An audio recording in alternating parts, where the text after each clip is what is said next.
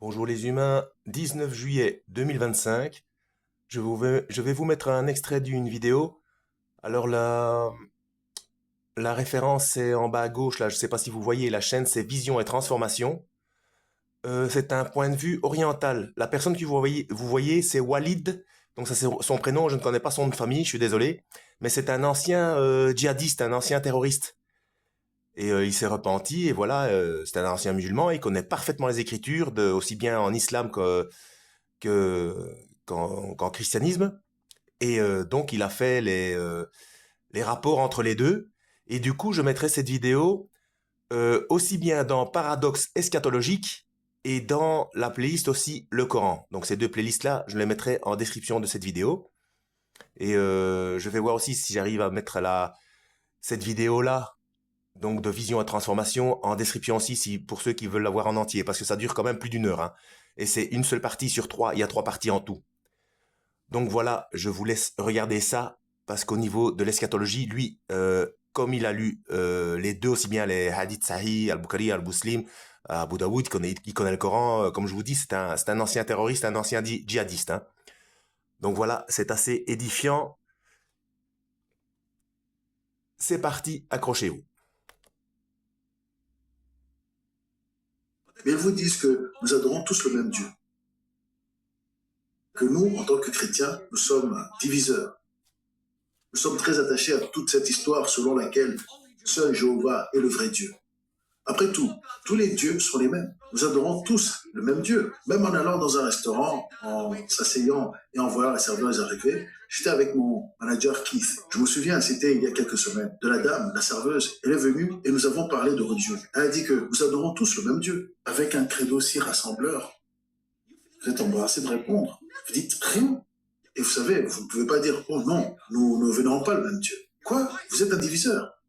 Si vous me traitez encore de diviseur, vous n'aurez pas de pouvoir. Mais c'est comme ça qu'il vous regarde. Vous êtes un diviseur. Vous semblez être un diviseur. Parce que ce qui est pour Dieu est vraiment à l'opposé de ce que le monde voit. C'est à l'opposé de la logique du monde. Vous êtes un diviseur. Comment pouvez-vous dire qu'Allah et Dieu sont des dieux différents? Vous devez être un islamophobe aussi. Vous êtes un islamophobe. Eh bien, si Dieu et Allah sont identiques et que les dieux sont identiques, au Dieu de Bouddha et que tout le reste est identique ou regroupé avec une seule divinité, puis-je aller dans un endroit où l'on vénère Satan et où l'on dit « Salut Satan » et je dis « Excusez-moi, puis-je entrer dans votre assemblée et saluer Jéhovah ?» Ils vous jetteront dehors. Alors, petite précision, ce n'est pas parce qu'il dit Jéhovah qu'il est témoin de Jéhovah. Hein. C'est parce que dans certaines Bibles, avant qu'on sache que c'était Yahweh, le tétragramme, YHWH, il y a une traduction qui a été faite en Jéhovah, mais ça n'a rien à voir avec les témoins de Jéhovah. Hein. C'est simplement le tétragramme, donc le Yahweh de Je suis, ou de Eye, HR Eye, lorsque Dieu s'est présenté à Moïse, Moshe ou Moussa, selon votre religion, et quand il lui a dit quel était son nom, il a dit Je suis. Donc voilà, ça n'a rien à voir avec les témoins de Jéhovah, ça veut simplement dire Je suis. Hein. On continue. Si Allah et Dieu sont identiques, puis-je prendre une affiche et aller à la Mecque? Mon affiche dirait Allah, Jéhovah, Bouddha, nous adorons tous le même Dieu. Et je la porterai à la Mecque. Je sais que vous, les Américains, vous n'êtes pas habitués à ce dont je parle ici. Qu'on peut aller à la Mecque et porter juste une affiche. Avant d'arriver à la Mecque, il y a un grand panneau sur l'autoroute à 4 flèches. Vous savez, les grosses voies qui disent ce qui signifie seulement les musulmans. Et il y a une petite flèche sur la voie de droite, une voie très étroite qui dit non-muslims, les non-musulmans. Alors si vous voulez relever mon défi, si vous voulez aller à la Mecque et porter une grande affiche qui dit que nous servons tous le même Dieu, Allah, Jéhovah, Bouddha, ou je ne sais quel autre Dieu, puis-je vous suggérer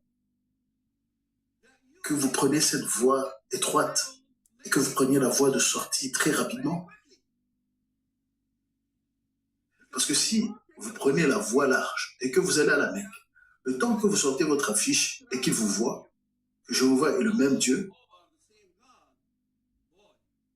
vous allez vous prendre la tête sur une pendule en forme de croissant. Et elle va voler en roulant. Mais vous savez, certains disent que quand on vous décapite, on peut encore entendre. Peut-être que vous vous rappellerez de mes paroles et vous inviterez Jésus dans votre cœur. Ne vous inquiétez pas, votre torse sera séparé de votre tête, mais Dieu les réunira à la fin quand vous serez enlevés. Mais nous n'adorons pas le même Dieu. C'est un Dieu totalement différent. Parce que, arrivé au moment où j'ai commencé à regarder les Écritures, à la définition de qui Dieu est dans la Bible, j'ai commencé à voir que votre Dieu est totalement opposé au mien. J'ai commencé à voir que votre diable était mon Allah et que mon Allah était votre diable, simplement en changeant un peu le nom. C'était camouflé. J'ai commencé à étudier les versets concernant l'Antichrist et j'ai été effondré. J'ai découvert que mon Mahdi, mon Messie, l'esprit de Mohammed, lorsqu'il reviendrait, était votre Antichrist. Après tout, lorsque j'ai lu Daniel, il était question de savoir comment reconnaître l'Antichrist. La Bible dit aux brebis qu'il emmènera 7 années de paix, qu'il inaugurera 7 années de paix. Je me suis dit, mais notre Mahdi est dans leur Bible. C'est bien ça. Dans l'islam, nous croyons que le Mahdi inaugurera les 7 dernières années, celles qui restent dans le monde. Et puis c'est fini, c'est la fin du monde. C'est la même chose dans le livre de Daniel, les 7 dernières années. L'Antéchrist inaugure les 7 années et au milieu, il rompt le traité avec Israël. Dans l'islam, c'est la même chose. Il rompt le traité. Le Mahdi le rompt, vraiment parce que les pierres et les arbres vont crier. Il y a un juif qui se cache derrière moi. Souvenez-vous du hadith que j'ai partagé avec vous la dernière fois que j'étais ici. Mohamed a dit que le jour du jugement n'arrivera pas jusqu'à ce que les tribus de l'islam battent les tribus d'Israël, à Jérusalem et dans les nations environnantes. Et ensuite, les arbres crieront et les pierres crieront. Il y a un juif qui se cache derrière moi. Venez, ô musulmans, venez, serviteurs d'Allah. Venez et décapitez-le. Coupez-lui la tête.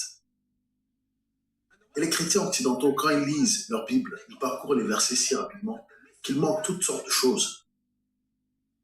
Et j'ai vu les martyrs qui ont été décapités au nom de Jésus. Chaque point, chaque trait de la Bible doit être accompli, y compris la décapitation. Tout. Mais j'ai commencé à voir que j'étais dans le mauvais camp. Dieu, dans la Bible, aime les Juifs. Allah déteste les Juifs. Les Juifs, les G-U-I-F-S. Il aime les Juifs. Mais là, il les déteste. J'ai commencé à voir que l'islam, en tant que religion, était né pour être polémique. L'islam est vraiment né pour une seule raison et dans un seul but. Voici le but de l'islam. Le but de l'islam est de détruire le concept que Dieu est une trinité et de détruire le concept que Jésus-Christ est mort sur la croix et de détruire le concept que Israël est le peuple choisi de Dieu. C'est tout. Regardez tout le Coran, tout le hadith, tout évolue autour de ce concept. Le Coran dit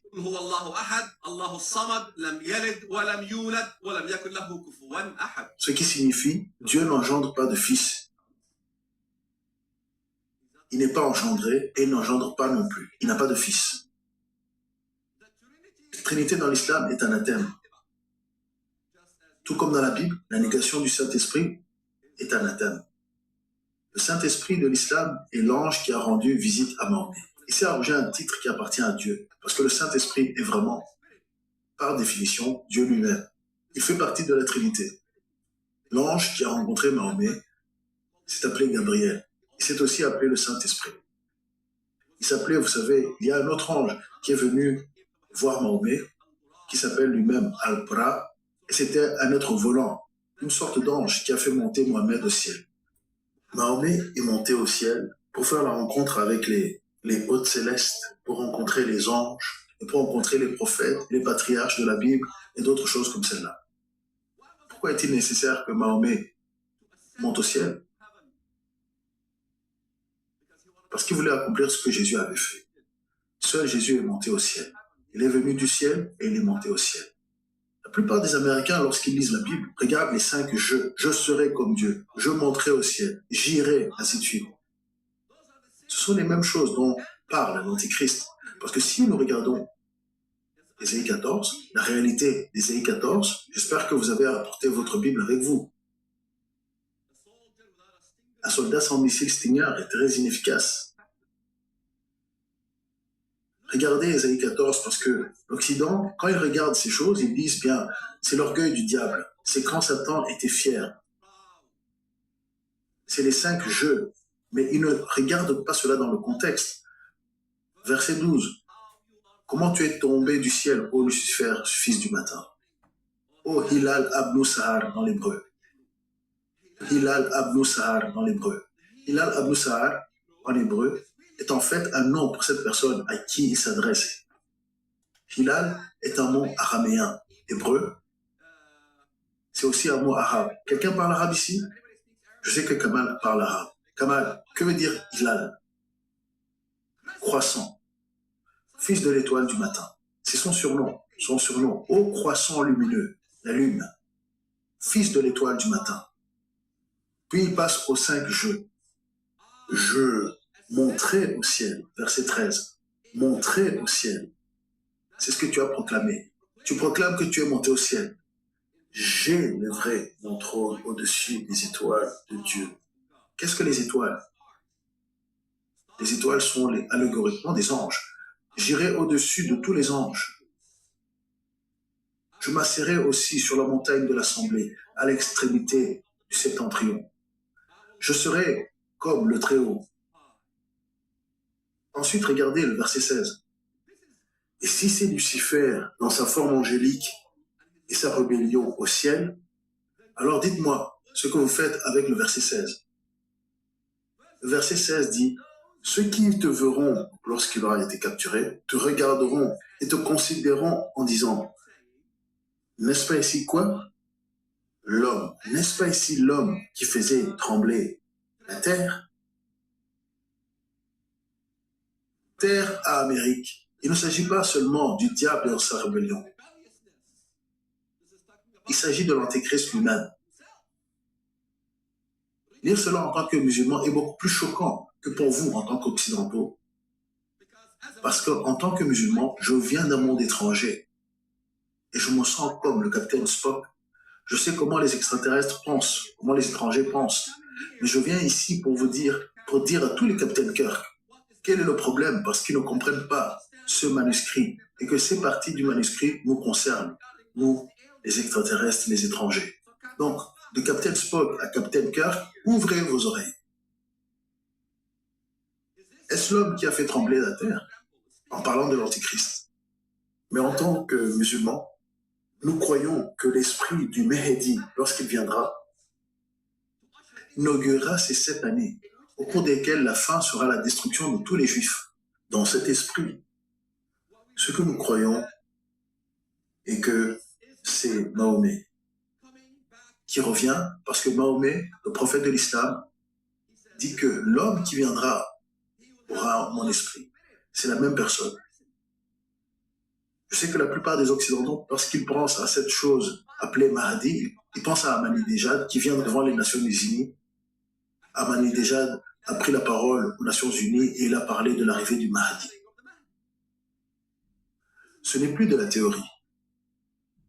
Il parle de ces choses. Et vous pourriez penser que c'est le truc du 12e imam. La plupart des Américains m'ont posé cette question tout le temps. C'est quoi ce truc du 12e imam?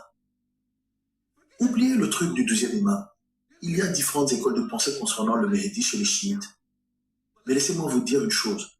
Tous les chiites et tous les sunnites du monde croient à la venue du Mehdi. La croyance en la venue du Mahdi islamique est la même que la croyance d'un chrétien au retour de Jésus-Christ.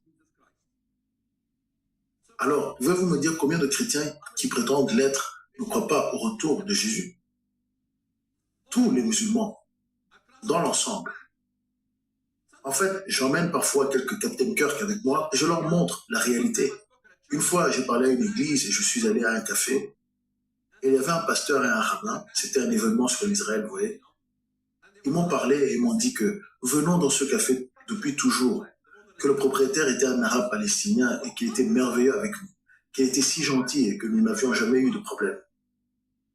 Le serveur est arrivé, il venait du Moyen-Orient et je commençais à lui parler en arabe. J'ai dit salam alaikum, wa alaikum assalam. J'ai dit ok. J'ai commencé à ragoter sur les deux Captain Kirk assis à la table. J'ai dit, qu'est-ce que vous pensez de ça? Je n'ai jamais vu quelque chose de pareil. Je veux dire, un rabbin et un prêtre. Pouvez-vous y croire? Que pensez-vous de ces deux gars-là? Quand vous parlez en arabe, vous aurez la vérité. Oubliez ce qu'ils disent en anglais. Il faut savoir ce qu'ils disent en arabe. J'ai dit, que pensez-vous du prophète Mahomet qui dit que le jour du jugement viendra, que nous allons tuer les juifs et leur couper la tête et ceci et cela? Que pensez-vous de ces types-là? Il dit, oui, nous leur couperons la tête. Mais nous devons attendre la venue du Mahdi. Qu'a-t-il dit? Voici ce qu'il a dit. En d'autres termes, profitez du service ici et mangez tout ce que vous voulez. Nous avons des hamburgers, des frites, des steaks. Vous n'êtes pas sur le menu. Vous n'êtes pas sur le menu, en tout cas pas encore.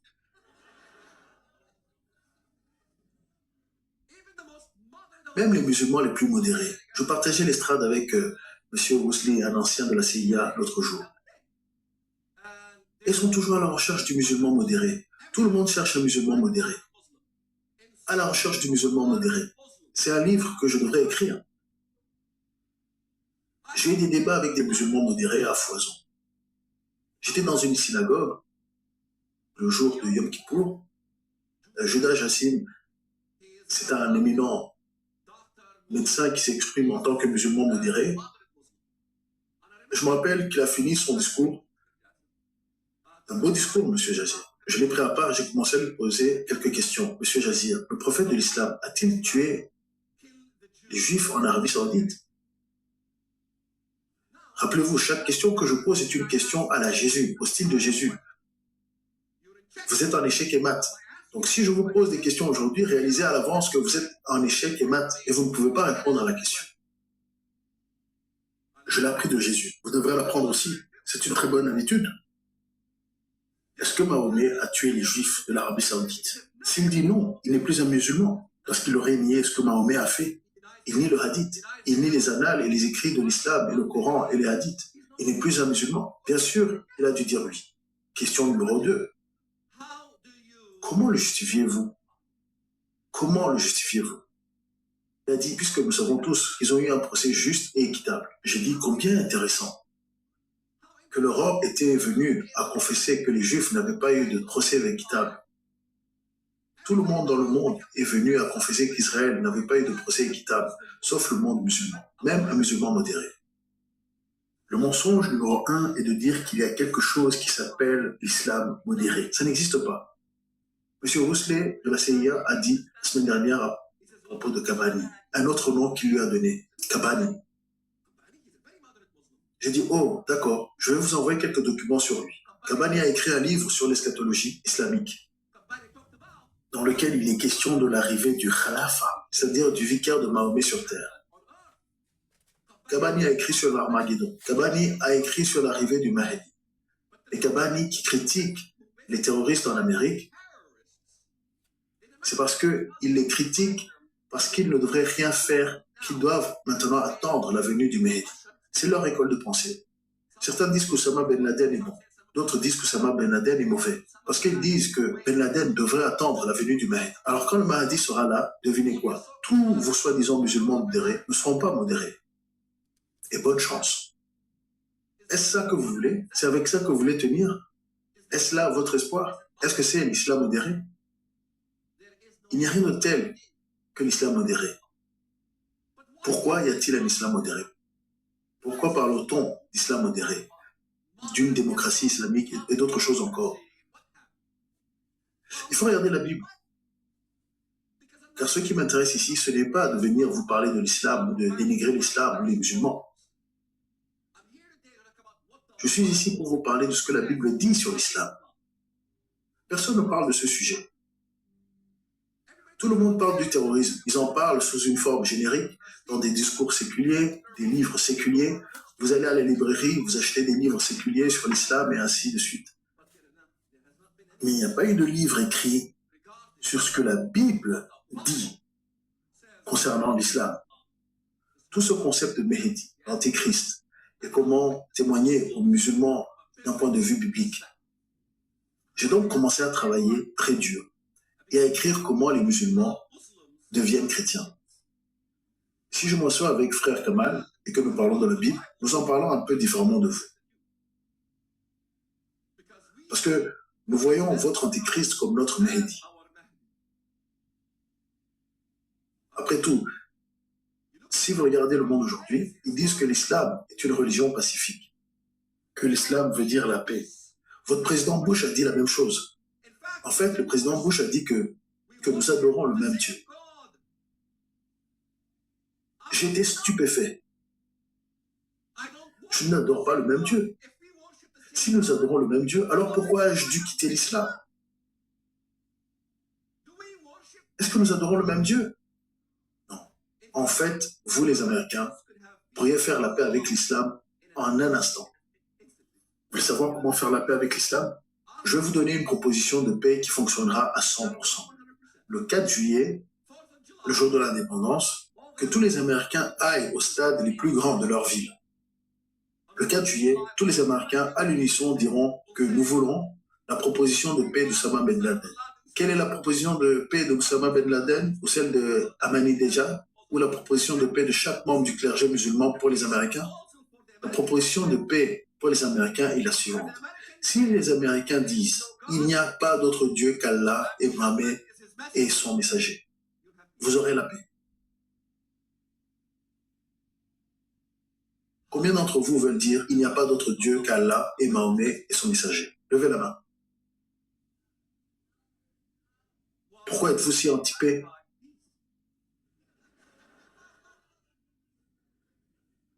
Vous voulez des guerres? Pour ne pas vouloir faire une petite déclaration. Je veux dire, à quel point êtes-vous sectaires? Vous êtes des sectaires. Vous êtes tous sectaires. Excusez-moi, pensez-vous que si je faisais asseoir les Richard Dawkins du monde et tous les écrivains anti-chrétiens, Christopher Hitchens, tous ceux qui ont la phobie des chrétiens, dans la même salle, ici même, et que je leur faisais la même offre, pensez-vous qu'ils lèveraient la main?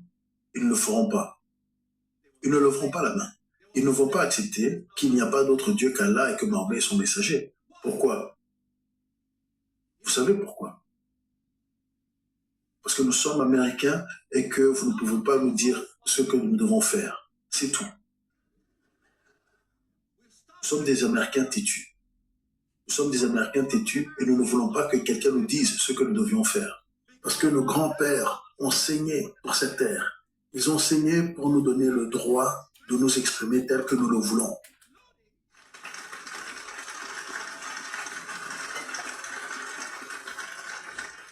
Alors maintenant que nous sommes tous les deux des sectaires, que vous soyez libéral ou conservateur, j'ai commencé à accepter ce titre comme un insigne d'honneur.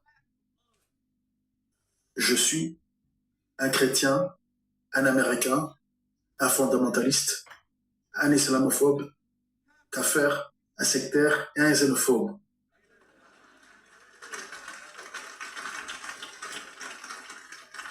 Mais vous aussi. Cela n'a pas d'importance que vous soyez chrétien ou pas. Parce que si vous voulez la paix avec l'islam, levez la main. Il n'y a pas d'autre Dieu qu'Allah et Mahomet et son messager. Mais pourquoi nous, les chrétiens, avons-nous un problème avec le fait qu'il n'y a pas d'autre Dieu qu'Allah et que Mahomet est son messager? J'ai découvert cela lorsque je suis allé dans une église pour la première fois, encore une fois, pour parler. Je suis tombé amoureux de cette chanson. La chanson parlait de Jésus venant dans les nuages. Vous connaissez la chanson. Il n'y a pas d'autre Dieu que Jéhovah. Il vient dans les nuées. Quelqu'un peut la chanter pour moi? Chevauchant les nuées. Vous la connaissez pas? Pas d'autre Dieu comme Jéhovah. Pas d'autre Dieu comme Jéhovah. Vous les gars, vous avez besoin d'apprendre cette chanson. Voici il vient, chevauchant les nuées. L'année de jubilé, au son de la trompette. L'année de jubilé. Vous connaissez la chanson. Et ensuite, ça dit, pas d'autre Dieu comme Jéhovah, pas d'autre Dieu comme Jéhovah, pas d'autre Dieu comme Jéhovah, et ainsi de suite. J'ai dit, waouh, j'aime ce chant, mais pas pour les mêmes raisons que vous. Parce qu'il dit, il n'y a pas de Dieu comme Jéhovah. Il ne dit pas qu'il n'y a pas d'autre Dieu. Il y a des dieux qui se réclament être Dieu, mais il n'y a pas de Dieu comme lui. Et Jésus vient sur les nuées. Il monte sur les nuées. Il descend sur la terre. Je me souviens d'être monté en chair et d'avoir commencé à demander, parce que je vois vos chansons différemment de la façon dont vous les voyez. Je vois la Bible un peu différemment de la façon dont vous la voyez. J'ai posé une question. Savez-vous, quand Jésus viendra sur les nuées, ce qu'il viendra faire? Quelqu'un d'autre peut me le dire? Allez, levez la main. Vous pensez qu'il n'y avait pas d'examen surprise dans ma classe? Vous avez tort. Testez l'esprit, testez la brebis. Je teste tout, y compris vous. Que fait le Christ sur les nuées? Je sais, le jugement. Je vais vous donner une réponse tellement générale. Mais qu'est-ce qu'il vient faire précisément?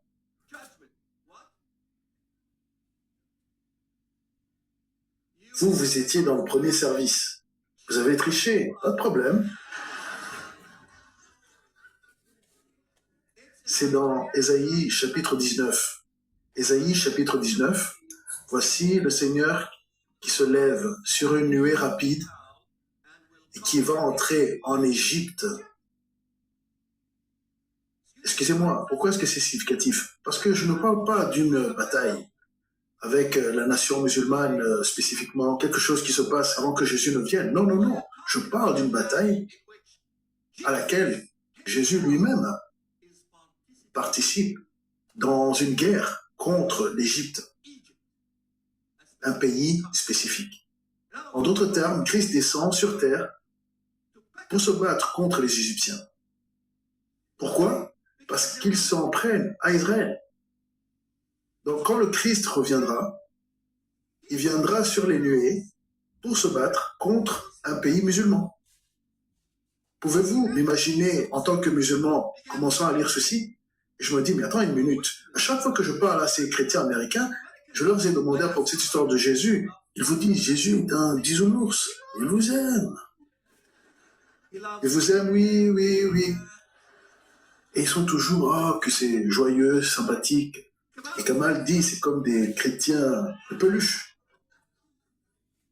Mais en lisant ceci, je me dis, mais le gars, ce n'est pas un bisounours, c'est un ours grizzly.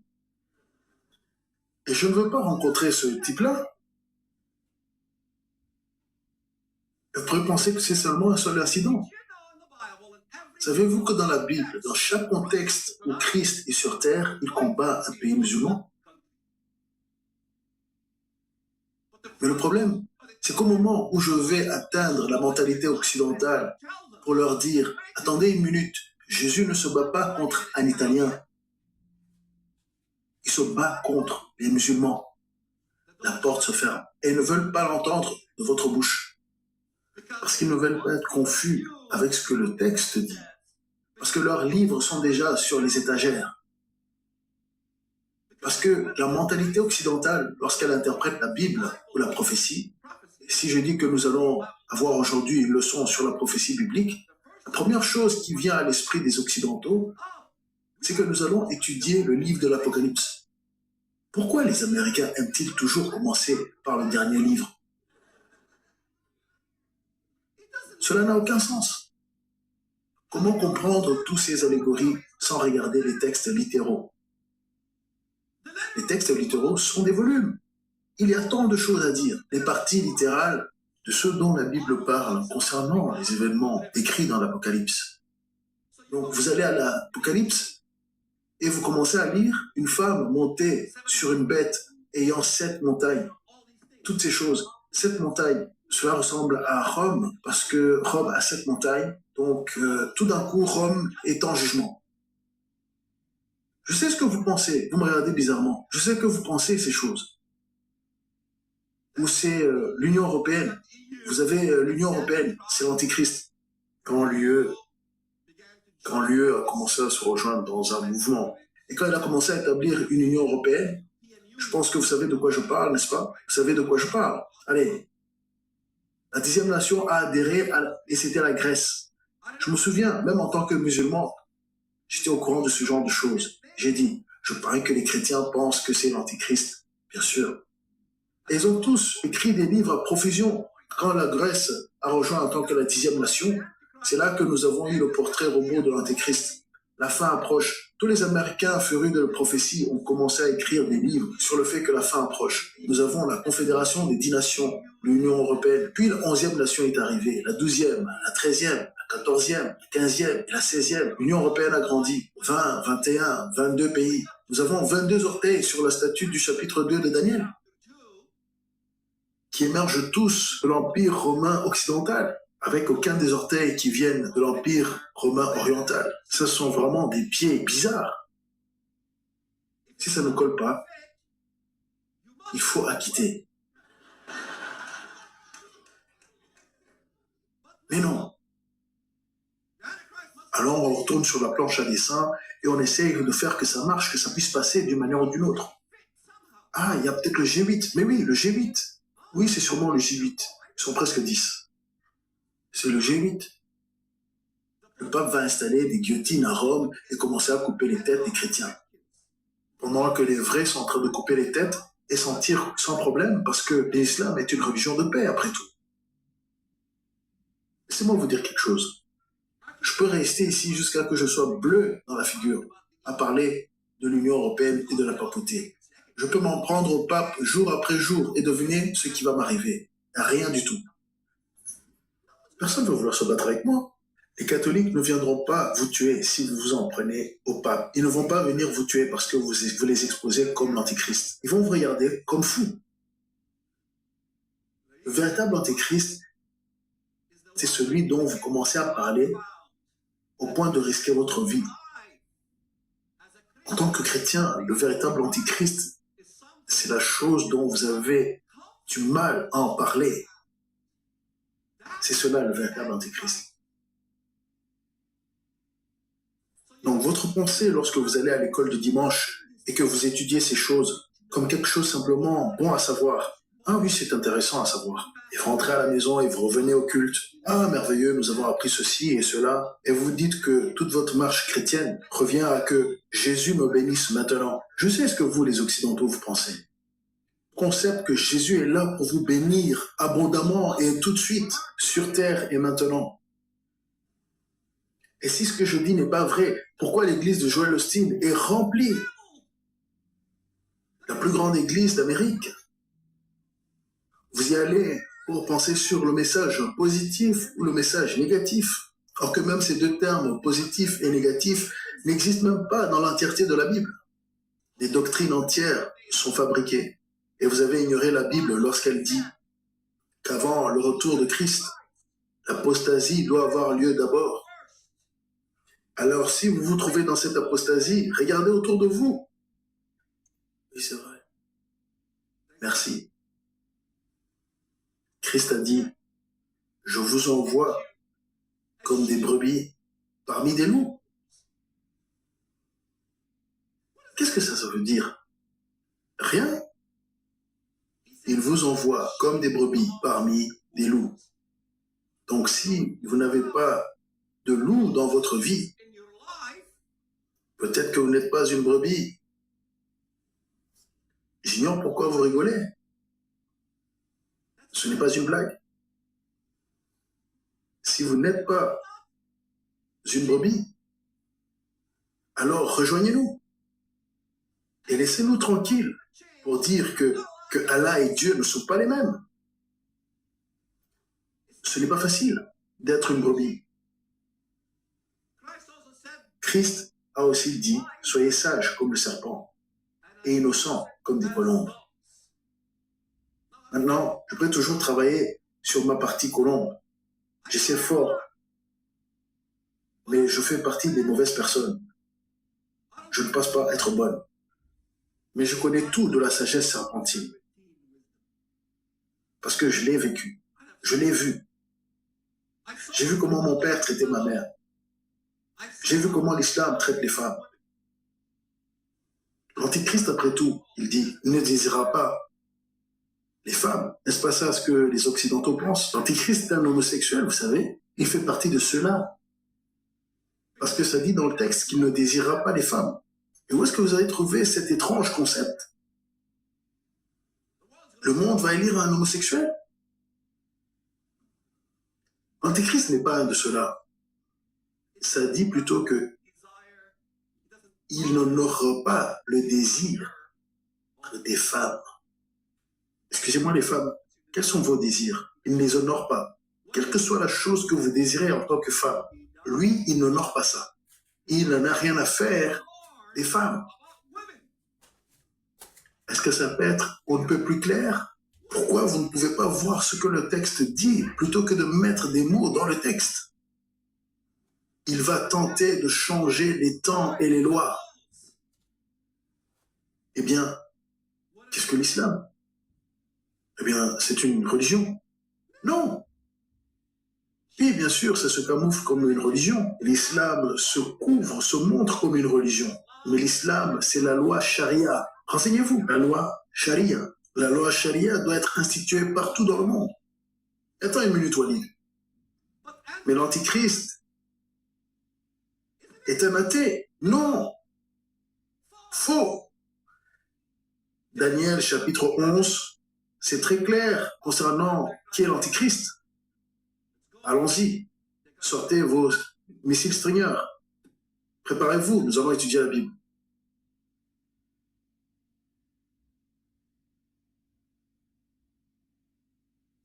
Regardez verset 37. La chose surprenante lorsque j'ai lu Daniel en tant que musulman, c'est que tout le concept de l'islam est mis là dans 2 versets. Tout. C'est si merveilleux. Au verset 37.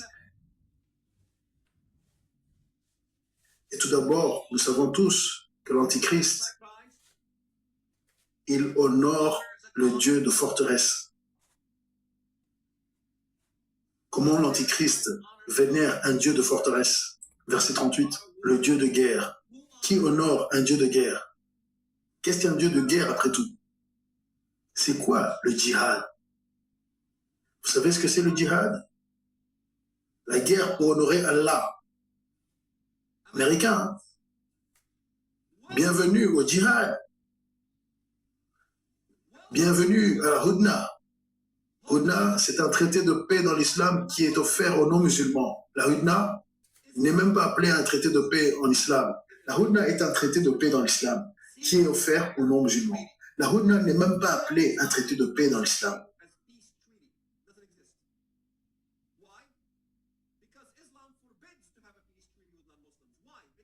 Pourquoi? Parce que l'islam, en tant que concept, doit être propagé dans le monde entier par le pouvoir de l'épée et de la guerre pour promouvoir la gloire d'Allah sur tous les dieux, en particulier Jéhovah. En particulier le Dieu des chrétiens, en particulier le Dieu des juifs. Parce que le Dieu des chrétiens croit en la Trinité. Vous ne comprenez pas ce genre de choses. La Trinité est le plus grand anathème de l'islam. La Trinité est la chose la plus sacrée de la Bible. Dieu pardonne tout, sauf le blasphème du Saint-Esprit. Si tu nies que Dieu est le Saint-Esprit, tu n'iras pas au paradis. Dieu est le Saint-Esprit. Pas l'ange que Mahomet a rencontré et qui a prétendu être le Saint-Esprit. Ça, c'est un blasphème. Dans 1er Jean, chapitre 2, verset 22, qui est le menteur? Celui qui nie que Jésus est le Christ. C'est l'Antéchrist qui nie le Père et le Fils. Seul Kamal secoue la tête parce qu'il a compris. Il sait que l'islam, en tant que religion, est venu pour une seule raison, pour nier la Trinité. Alors, quelle est l'importance de la Trinité? C'est une doctrine majeure, parce que Dieu a visité l'humanité à travers le Fils, et ensuite, il vous donne le Saint-Esprit. Alors, il demeure avec vous, et il vous guide vers la vérité. La seule façon d'atteindre la vérité, c'est à travers le Saint-Esprit. J'ai prié au nom du Dieu d'Abraham, d'Isaac et de Jacob pour qu'il me montre la vérité. Quand vous faites une telle chose, vous avez composé le bon numéro. Et de l'autre côté, on répond et on vous donne la vérité. C'est comme ça que ça marche. Vous le cherchez de tout votre cœur, de toute votre âme et de tout votre esprit et il se révélera.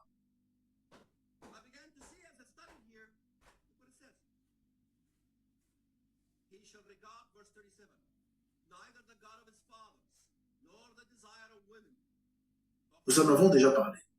Il n'honore pas les désirs de ses pères, le Dieu de ses ancêtres. Mahomet a renié les dieux des ancêtres, des dieux païens, et il a établi un Dieu unique.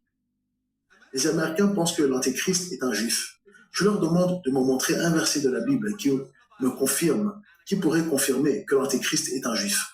Ils me répondent qu'il n'y a aucun verset qui confirme que l'Antéchrist est un juif. Ok, alors donnez-moi des preuves circonstancielles, n'importe quelle preuve. Voici une preuve circonstancielle que les Occidentaux vous donnent, que l'Antéchrist est un juif. Eh bien, il n'honore pas le Dieu de ses pères. Et puisque c'est Dieu au singulier, seuls les Juifs honorent un Dieu au singulier. Donc ça doit être un Juif. Excusez-moi. Les musulmans aussi honorent un seul Dieu au singulier. Et ce Dieu qu'ils honorent, c'est un Dieu de forteresse. Les Juifs n'honorent pas un Dieu de forteresse. Cela semble donc correspondre. Attendez, Monsieur Schumann, attendez, vous avez un problème. Il y a une faille dans votre théorie. Comment l'Antéchrist va-t-il tromper les Juifs pour qu'ils signent un traité de paix? Parce que pour qu'ils fassent confiance à lui, il faut qu'il soit juif. Je sais ce que vous pensez. Je vis avec vous depuis longtemps. Je m'accroche. Et ça me rend fou. Excusez-moi. Ils ont signé un traité de paix avec Yasser Arafat. Et lui, il honore un seul Dieu, et c'est un Dieu de guerre. Et ils ont signé un traité de paix avec lui. Pourquoi ils ne signeraient pas un traité de paix avec l'Antichrist? Ce n'est que du pipeau. Ces arguments ne portent aucun poids en eux-mêmes. Vous faites ces arguments, et j'ignore où vous les trouvez, et ils n'ont aucun poids. Allez, Walid. La Bible parle de l'Antichrist qui vient de l'Europe. Donnez-moi un verset. Voici, vous êtes là, vous êtes 1000, et moi je suis un. Ça devrait être un débat équitable. Venez et raisonnons ensemble, dit le Seigneur. Raisonnons, n'est-ce pas? Vous les Occidentaux, vous aimez raisonner. Avant, moi je ne raisonne pas. Quand je suis devenu chrétien, la première chose que j'ai apprise, c'est que je dois raisonner, mais pas ça. Alors raisonnons. Donnez-moi un verset dans la Bible. Donnez-moi un verset dans la Bible que Dieu fait la guerre à un pays qui n'est pas musulman. Un verset. N'importe où. Où? Montrez-moi les versets dans la Bible que Dieu va amener cet antichrist de l'Europe. En réalité, ça n'existe pas. Et je le vois lui là-bas, il regarde sa femme et il dit, mais Rome, cette colline, une armée de 200 millions d'hommes, la Chine. Allez Walid, la Chine est dans la Bible. Une armée de 200 millions d'hommes qui vient de la Chine. Pourquoi est-ce que dans l'Occident, lorsqu'on a une discussion sur la prophétie, des mots rentrent dans le texte là où ils apparaissaient jamais dans le texte? La Chine n'était jamais dans le texte. Pourquoi vous l'avez introduit dans le texte? Quand vous discutez sur la Bible, la première chose que vous devez faire d'un point de vue oriental, c'est d'amener la citation exacte, les mots exacts. Et lorsque vous traitez avec la parole de Dieu, c'est comme lorsque vous allez au tribunal, vous voyez? Objection, votre honneur. Vous voyez? Ça ne fait pas partie du texte de la loi. Adjugé. Ou votre honneur, j'ai de la preuve ADN. Et les preuves ADN supplantent les preuves circonstancielles. Et tout le paradigme occidental concernant l'Antichrist se base sur l'ensemble des preuves circonstancielles qui ont le poids dans l'argumentation. Le saviez-vous? seulement des preuves circonstancielles. Puisqu'il y a une armée de 200 millions, ça doit être la Chine à cause du nombre des personnes. Comment vous pouvez en tirer de telles conclusions basées sur zéro preuve? Premièrement, mesdames et messieurs du jury, c'est écrit les rois de l'Orient. Pas un seul roi, plusieurs rois. La Chine n'a qu'un seul roi. Alors comment avez-vous changé plusieurs rois en un roi? Plusieurs rois règnent sur plusieurs royaumes. Il y a plusieurs pays, pas un seul pays. S'ils sont les rois de l'Orient, alors il y a plusieurs nations sous ces royaumes. Pas un seul roi, mais plusieurs rois de l'est de l'Euphrate. Rappelez-vous qu'ils viennent traversant l'Euphrate, n'est-ce pas? Donc s'ils viennent traversant l'Euphrate et qu'ils sont plusieurs rois, ça veut dire qu'il y a plusieurs nations. Deuxièmement, d'un point de vue herméneutique, si une prophétie s'accomplit, elle doit toujours avoir la priorité sur celle qui ne s'accomplit pas, si elle a le même type de contexte.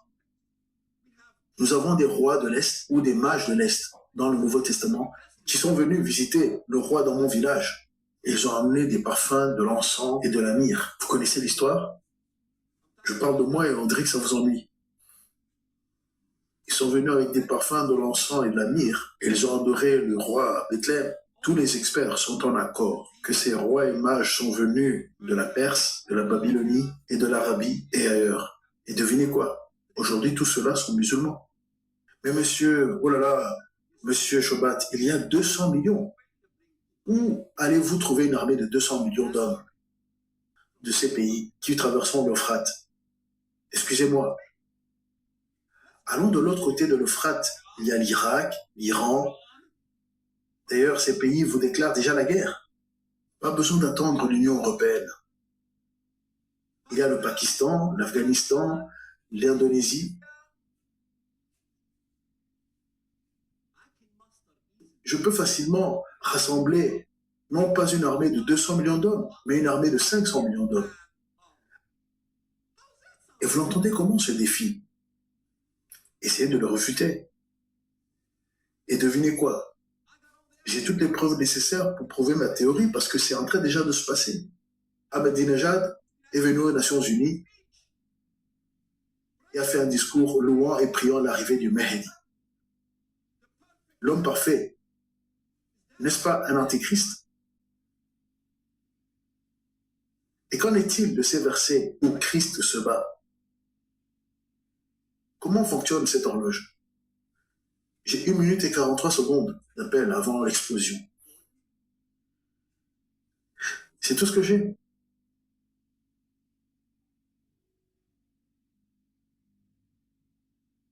Non, non. Les Américains stricts, il faut emballer. Il faut emballer, Walid. Il faut emballer quand tu es là-haut. Hein? Il faut terminer, il faut emballer. C'est tout ce que j'entends. Emballer, emballer. Terminer, terminer. Même les restaurants, emballer. Dans Joël chapitre 3, Dieu vient combattre Médian. Dans Joël 3, voici Christ lui-même qui vient combattre Médian. D'accord? Qu'est-ce qu'il fait à venir à combattre Médian?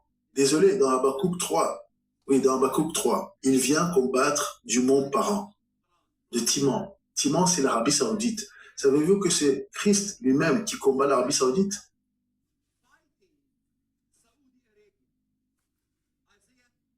Ésaïe 63, qui est celui qui vient d'Édom avec son vêtement aspergé de jus de raisin?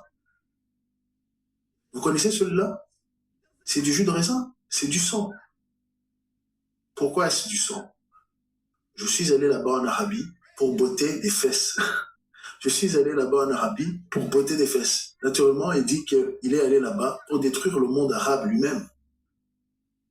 Pourquoi vous, occidentaux, changez-vous le mot Édom en Rome? Qu'est-ce qui vous donne le droit? Eh bien, nous avons ce droit parce que nous supposons que les 7 collines de l'Apocalypse, c'est Rome.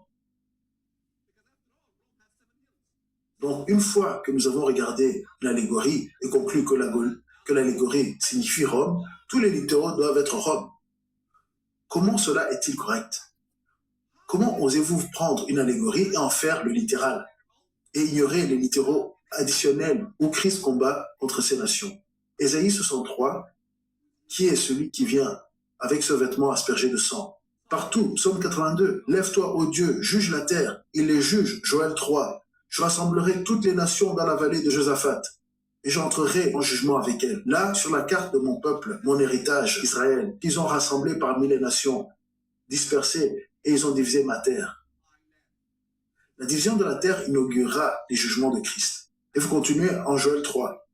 Il parle à Tyr et à Ésa. Il vient combattre Tyr, le Liban,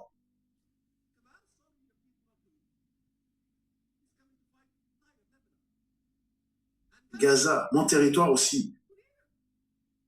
J'étais dans la région palestinienne.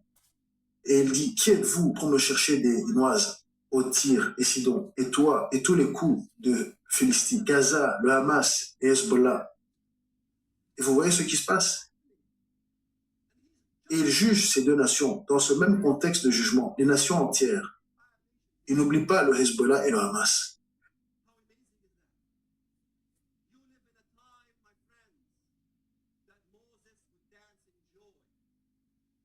Dieu a fait sortir Israël du pays d'Égypte il y a 3000 ans. Mais Jérémie a dit, le jour vient, dit le Seigneur, où les enfants d'Israël ne diront plus que Dieu a fait sortir les enfants d'Israël du pays d'Égypte, mais Dieu a fait sortir les enfants d'Israël de tous les pays où il les a chassés, du pays du Nord et de tous les pays où il les a chassés, de 100 nations différentes. Dieu a fait sortir Israël devant vos yeux lorsque vous lisez la Bible comme un livre d'histoire. Oubliez cela. La Bible n'est pas seulement un livre pour la dévotion. La Bible n'est pas seulement un livre d'histoire. La Bible que j'ai commencé à comprendre en tant que musulman est un livre sur le destin de l'humanité. J'ai suivi les cours d'introduction à la psychologie, à la sociologie, à l'anglais, mais je n'ai jamais suivi de cours futurologie. Voici la futurologie. Voici l'introduction à la futurologie. Quel document étonnant! Ce n'est pas un document, ce sont plusieurs documents. Venez ce soir, je sais, le truc dit 0. Bon, je pense que c'était suffisamment édifiant, hein. Voilà le point de vue d'un Ismaélite. Donc n'oubliez pas, quand il dit Jéhovah, ce n'est pas parce qu'il est témoin de Jéhovah, hein, c'est parce que en hébreu, Yod He Vav He, donc le tétragramme Yahweh, il n'existe pas de voyelle à la base, donc des gens ont supposé malencontreusement que ça voulait dire Jéhovah. Bon, déjà c'est Yod, c'est pas J, mais bon, c'est un autre débat, mais ça n'a rien à voir avec les témoins de Jéhovah, hein. C'est simplement question de recherche de prononciation du nom de Dieu, hein, de je suis en hébreu. Voilà. Donc, comme je l'ai déjà dit dans plusieurs vidéos, la Bible n'est pas un livre de religion, hein. C'est un livre de code, c'est le livre d'histoire, c'est un journal. C'est le journal du passé, du présent et du futur. Et là, je m'adresse aux musulmans, quand vous entendez le mot chrétien et que vous imaginez qu'un chrétien, c'est quelqu'un qui prie Myriam, les anges, les saints, etc. Ceux qui font ça ne sont pas chrétiens. Ce sont des gens qui suivent des religions comme le catholicisme, l'orthodoxie ou autres. Et dans le protestantisme, il y a d'autres soucis. Le véritable chrétien, c'est celui qui suit ou qui fait son possible pour suivre l'enseignement du Christ. Et pour savoir ce que c'est, aller lire ne fût-ce que Matthieu chapitre 5, ne fût-ce que ça. C'est au niveau du comportement à avoir entre les humains. Et ça n'a rien à voir avec une religion. Et musulmans, lisez vos textes, vous suivez une religion, c'est pareil, vous écoutez des humains. Lisez vos textes, que ce soit le Coran, que ce soit les hadiths sahih, etc. Il faut lire et mettre en parallèle avec la Bible, avec le journal de cette planète. En Apocalypse chapitre 20, versets 4 à 6, nous savons, nous, les véritables disciples du Christ, nous savons qu'une partie, bon, en réalité, il y a 4 ou 5 groupes différents, mais nous savons qu'il y a un groupe qui va devoir payer de sa vie pour avoir témoigné pour Jésus-Christ et pour refuser le système de paiement par la main. Allez voir ma playlist 666 fonctionne. Donc nous savons qu'une partie d'entre nous devront être décapités. Alors pourquoi est-ce qu'on insiste comme ça à vouloir vous expliquer que le Christ a payé la dette du péché, qu'il s'est sacrifié pour nous? Pourquoi? alors que nous savons que nous risquons de perdre la vie à cause de ça? Pourquoi, à votre avis? Réfléchissez. Nous ne sommes pas des suicidaires, hein, c'est un non-sens. Vous vous faites autant manipuler que ceux qui vont dans les églises prier devant des statues et prier d'autres personnes que Dieu. C'est exactement la même chose. Et comme toutes les choses que Dieu réprouve dans toutes les religions de cette planète. Il faut lire soi-même, il ne faut écouter aucun humain, il faut lire les textes soi-même et faire les parallèles. C'est pas compliqué, c'est une question de bon sens. Quelle était la dernière parole du prophète de l'islam par rapport à la dernière parole du Christ? Le Christ a dit sur la croix, Père, pardonne-leur, ils ne savent pas ce qu'ils font. Et mettez en parallèle la vie des deux.